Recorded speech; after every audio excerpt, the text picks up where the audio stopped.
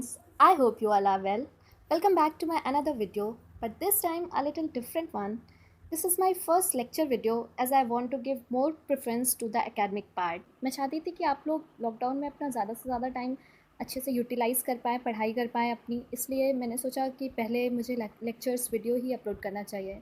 So I'm not continuing with my previous video related to the books and subjects. I will upload the information related to books in some other video. So here I'm starting with the lecture. So for the lecture I choose a very important topic, which is leukoplakia. This is a very important topic because this is a common topic for second, third and final year student. I'll tell you how. As we have already talked about the subjects, so in second year we know that we have a subject called general pathology. In third year we have oral pathology, and in final year we have a subject oral medicine. In general pathology we study about the pathologies of whole body, like for example hematological disease or any liver disease and so many diseases related to different systems of the body. So also about the pathologies of oral cavity. So in second year we have a chapter in general pathology of the diseases of oral cavity. In this we have a topic called leukoplakia. This is one of the important topic for second year student as well. In third year we have a subject oral pathology. This one chapter of second year is elaborated in third year, as here we read in detail about all the oral pathologies in a book. So leukoplakia is again a very important topic and a vast topic for third year student and for final year as well. Okay, final year as well, but there is some difference. In oral pathology, while describing any disease, whether it is leukoplakia or any other oral pathology, we must cover the following subheadings. That is, कभी भी हम अपना answer oral path में लिखते हैं तो हमें किसी भी डिजीज़ को डिफाइन करने के लिए इन सब हेडिंग्स की ज़रूरत पड़ती है. तो वो है, पहला सबसे इम्पॉर्टेंट है क्लिनिकल फीचर्स.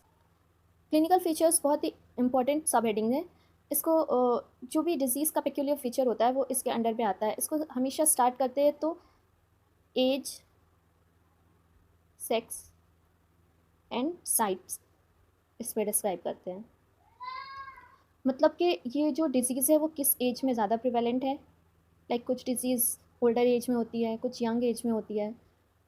सेक्स प्रेडिलेक्शन मेल में ज़्यादा है या फीमेल में ज़्यादा है. एंड साइट, जो मोस्ट कॉमन साइट है ओरल कैविटी में, ये डिज़ीज़ कहाँ पे मोस्ट कॉमनली पाई जाती है वो.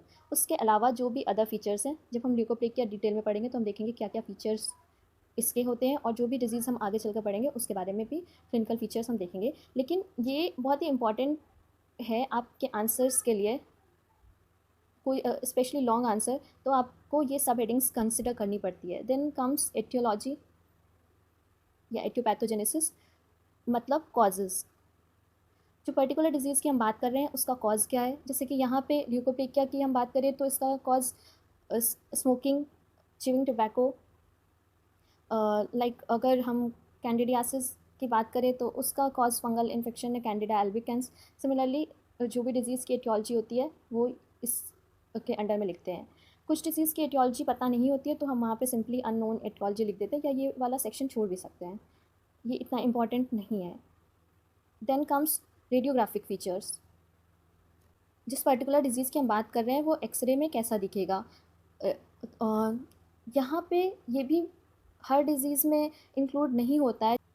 जैसे कि हम ल्यूकोप्लेकिया की ही बात करें तो इसका कोई भी रेडियोग्राफिक फ़ीचर नहीं होता है. इसके इन्वेस्टिगेशन में रेडियोग्राफ का कोई रोल नहीं होता है. तो यहाँ पे ये वाला पॉइंट हम छोड़ सकते हैं. बट कुछ डिजीज़ हैं जैसे कि disease of bone and joints या सिस्ट, तो उस केस में रेडियोग्राफिक फ़ीचर्स बहुत ज़्यादा इंपॉर्टेंस रखता है, सलाइवरी ग्लैंड में भी.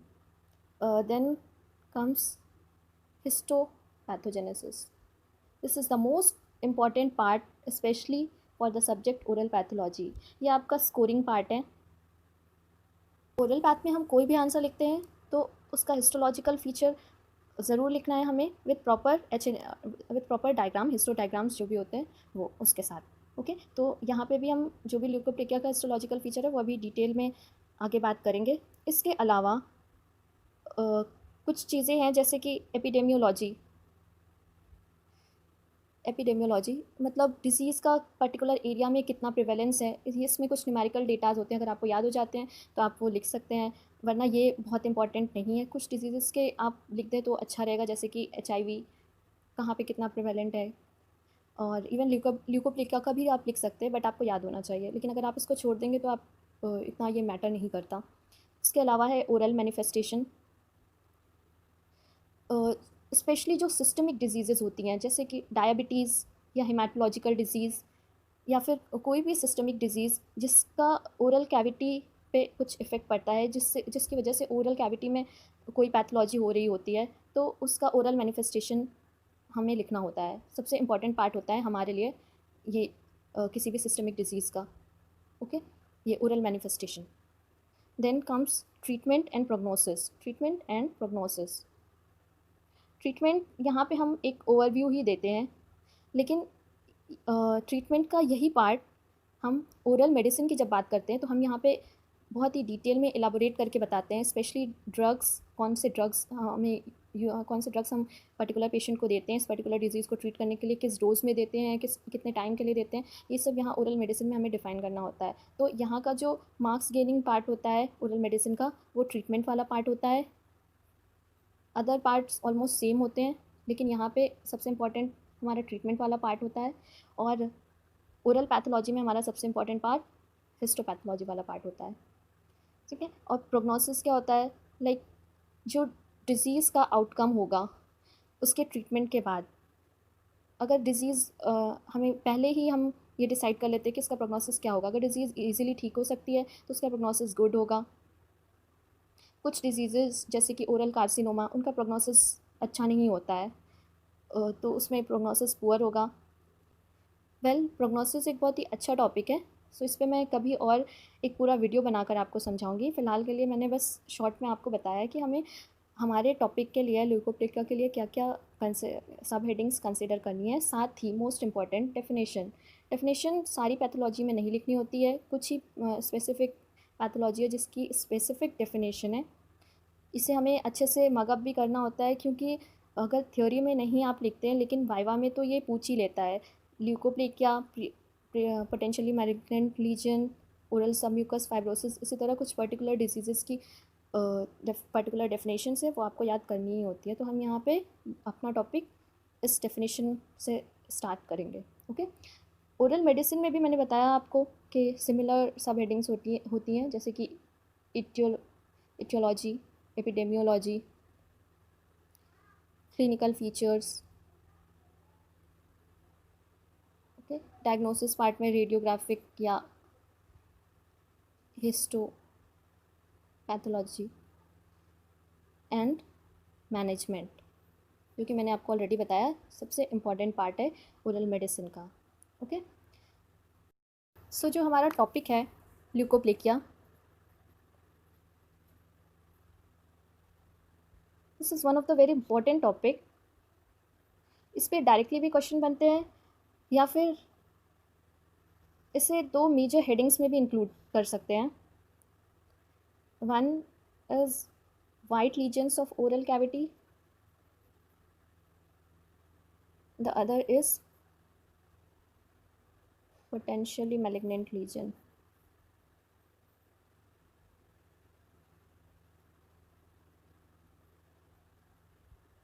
Or pre-malignant lesion. So there are many white lesions in oral cavity, including leukoplakia. Other white lesions are lichen planus. इन सारे वाइट लीजन्स के अलग अलग कॉजेज़ होते हैं, और ये सारे ही इंडिविजुअल टॉपिक बहुत इंपॉर्टेंट है, इसलिए मैं इन्हें डिफरेंट वीडियोज़ में कवर करूँगी। So you will have to wait, but यहाँ पे मैं थोड़ा सा ओवरव्यू दे देती हूँ। ये भी वाइट कलर का पैच शो करता है ओरल म्यूकोसा पे, ये इसका एटियोलॉजी इम्यूनोलॉजिक है। अगर आपको नहीं पता तो जब हम ये टॉपिक पढ़ेंगे तब देखेंगे। अभी यहाँ पे सिर्फ ओवरव्यू मैं दे रही हूँ। लाइकेन प्लेनस, इसके अलावा ओरल सबम्यूकस फाइब्रोसिस, इसमें फाइब्रस बैंड्स बन जाते हैं, बकल म्यूकोसा पे फाइब्रस बैंड्स बनते हैं। कैंडिडियासिस,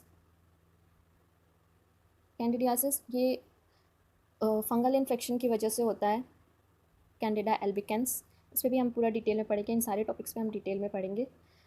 इसके अलावा वाइट स्पॉन्ज नीवस, नीवस भी स्किन डिजीज़ है, इस पर भी डिटेल में पढ़ेंगे।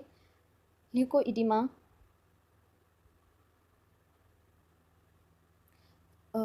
ये इंट्रासेलुलर फ्लूइड एक्यूमुलेशन की वजह से वाइटिश अपीयरेंस इसका होता है। सो ये some these are some of the white lesions. इसके अलावा भी कई वाइट लीजन्स है, लाइक हाइपरकेराटोसिस से भी ओरल म्यूकोसा में वाइट लीजन्स दिखते हैं। ओके, सो इनके बारे में हम बाद में डिटेल में पढ़ेंगे। अभी यहाँ पे हमें एक आइडिया चाहिए था सो दैट हम जब ल्यूकोप्लेकिया पढ़े तो इससे रिलेट कर पाए। The other heading is potentially malignant lesion, potentially malignant lesion because these lesions have tendency to convert into carcinoma.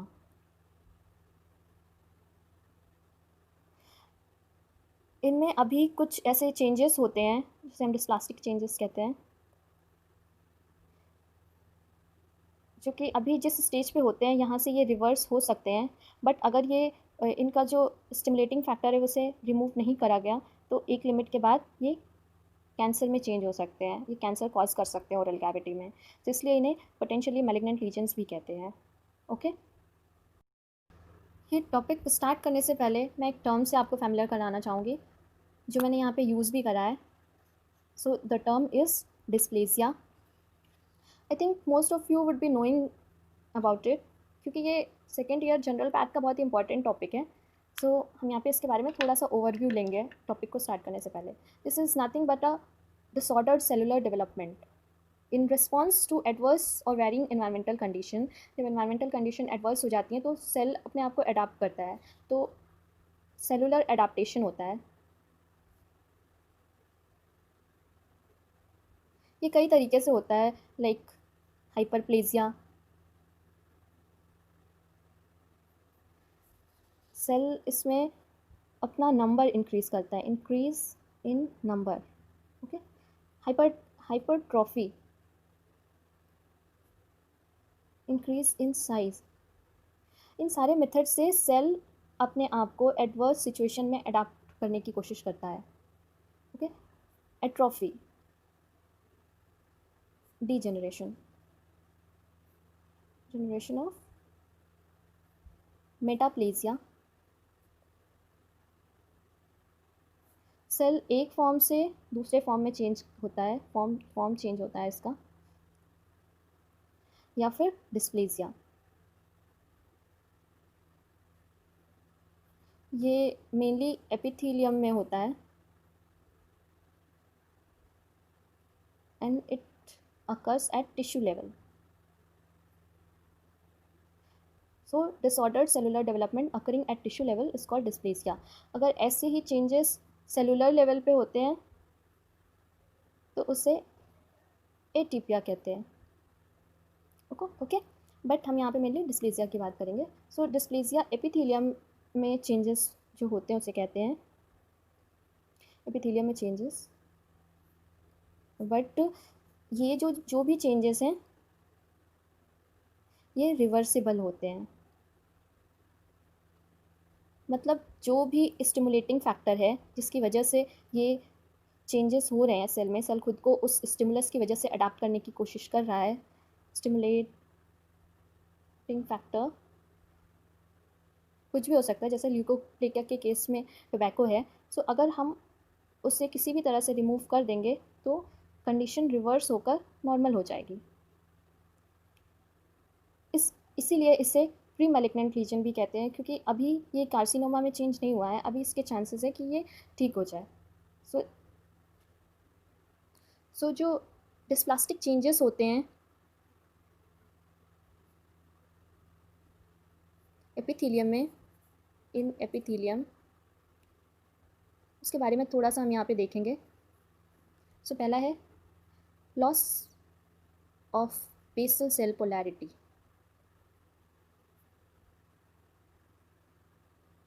Like जो भी एपिथीलियम होती है इसमें बेसल लमाइना होता है इस तरह से, ओके। इस पर बेसल सेल्स होते हैं, कॉलमनार सेल्स। इसमें जो न्यूक्लियस होता है वो normally perpendicular to the basal lamina होता है। बट पोलैरिटी डिस्प्लास्टिक चेंजेस की वजह से जब पोलैरिटी चेंज होती है तो ये इनका जो ओरिएंटेशन है वो डिस्टर्ब हो जाता है। इनका जो ओरिएंटेशन है वो डिस्टर्ब हो जाता है, सो ये डिसोरिएंट हो जाते हैं। इसकी वजह से सेलुलर डिवीजन एसिमेट्रिकल होता है,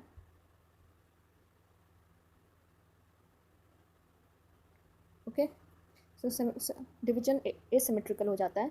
तो first is loss of basal cell polarity, second is जो यही बेसल सेल लेयर है ये नॉर्मल एपिथेलियम में सिंगल लेयर होती है, सिंगल सेल लेयर होती है। बट अगर डिस्प्लास्टिक चेंजेस होते हैं तो ये 2-3 फोल्ड्स इंक्रीज हो जाती हैं, okay.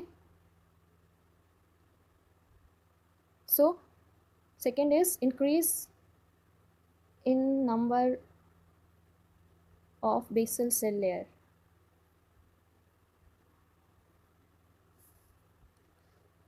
okay. Then third is increase in nuclear cytoplasmic ratio. Normally अगर जो सेल होते हैं उसमें अगर ये सेल है, इसमें ये पूरा साइटोप्लाज्म है और ये न्यूक्लियस है, तो इसका जो इन दोनों का साइज़ का जो डिफरेंस है वो 1:4 या 1:6 होता है। मतलब जो साइटोप्लाज्म है वो न्यूक्लियस से 4 टाइम्स या 6 टाइम्स ज़्यादा होता है। But in due to dysplastic changes nuclei और न्यूक्लियस का साइज़ बढ़ जाता है, जिससे इसका रेशियो 1:1 हो जाता है। न्यूक्लियर साइटोप्लाज्मिक रेशियो 1:1 हो जाता है, okay. Fourth is drop shape rete pegs. Epithelium जब कनेक्टिव टिश्यू में इमेजिनेट करती है तो वो इस तरह से होती है कुछ। लाइक अगर ये एपिथीलियम है, ये बेसल लमाइना है, ये बेसल सेल लेयर है, ओके। आप लोग अपना फिगर देखेंगे माजी जोश से देख लीजिएगा, उसमें हिस्ट्रो के काफ़ी इजी फिगर्स दिए हुए हैं। सो आपको समझ में आएगा। बेसल लमाइना है, उस पर ये बेसल सेल लेयर है। सो ये एपिथीलियम है, ये एपिथीलियम है और ये कनेक्टिव टिश्यू है। तो एपिथीलियम कनेक्टिव टिश्यू में इस तरह से इमेजिनेटेड रहती है।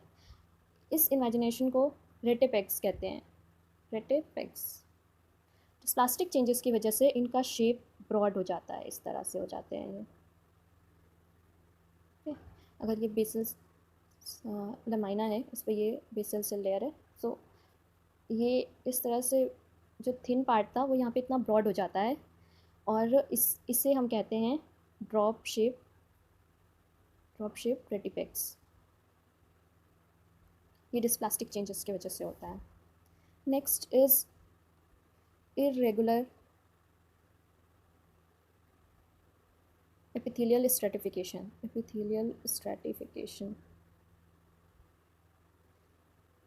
नॉर्मल जो एपिथेलियम में डिफरेंट सेल्स अरेंज्ड होते हैं, जैसे कि आपने लेयर्स ऑफ म्यूकोसा पढ़ी होगी, स्ट्रेटम बेसेल, ये जो हम बात कर रहे हैं यहाँ पे, स्ट्रेटम स्पाइनोसम, ग्रैनुलोसम, इस तरह से जो भी पढ़े होंगे। तो इसमें जो स्ट्रेटा होता है, जो सेल की लेयर होती है वो इरेगुलर हो जाती है। लाइक सेल जिस तरह से अरेंज होना चाहिए वो डिस्टर्ब हो जाता है, अरेंजमेंट उसका डिस्टर्ब हो जाता है। Next is loss of intercellular adherence. Cell adherence loss हो जाता है।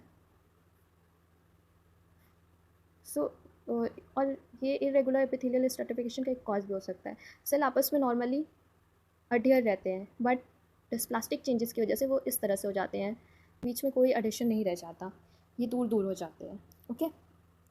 Then comes mitotic figures. Mitotic figures increase हो जाते हैं। माइटोसिस तो आपने पढ़ा होगा। नॉर्मल सेल्स में माइटोसिस लिमिटेड, नॉर्मल सेल्स में माइटोसिस लिमिटेड वे में होती है, बट डिस्प्लास्टिक सेल्स में माइटोसिस इंक्रीज हो जाती है, increase in mitotic activity, increase, okay. So इसकी वजह से माइटोटिक फिगर्स भी बढ़ जाते हैं और ये एबनॉर्मल फिगर्स होते हैं जो हिस्टोलॉजिकल फीचर्स में नज़र भी आने लगते हैं कि एबनॉर्मल माइटोटिक फिगर्स सेल्स में दिख रहे होते हैं, जिससे भी डायग्नोज हो जाता है कि इसमें इस पर्टिकुलर टिश्यू में डिस्प्लास्टिक चेंजेस हो रहे हैं, okay. Then eighth is pleomorphism. Pleomorphism is change in morphology. So cell and nucleus की मॉर्फोलॉजी भी चेंज होती है, इनके शेप और साइज चेंज होते हैं due to dysplastic changes. Nuclear हाइपरक्रोमेटिज्म।